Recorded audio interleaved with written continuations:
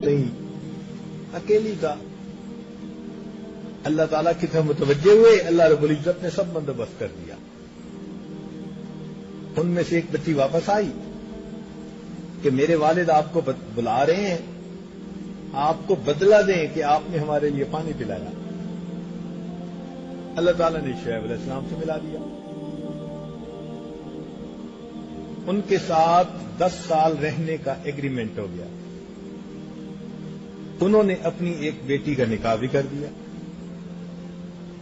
یہاں سے مفسرین نے نقطہ نکالا کہ جس نوجوان کی شادی نہ ہوتی ہو, نہ وسائل ہوں, نہ رشتہ داروں میں کوئی ایسا رشتہ نظر آتا ہو, کوئی صورت نظر نہیں آتی, تو وہ یہی آیت پڑھے, رب انی لما انزلت الی من خیر فقیر, اخلاص کے ساتھ پڑھے گا, اللہ تعالیٰ اس کے لیے ازدواجی زندگی کا سبب بنا دے.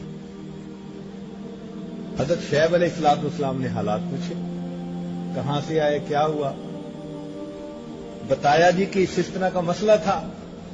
انہوں نے فرمایا نجوت من القوم الظالمین, اب آپ ظالموں کی قوم سے نجات پا گئے. تو یہ طبعی خوف کا آ جانا یہ کوئی بری بات نہیں ہوتی, یہ فطرت ہے انسان.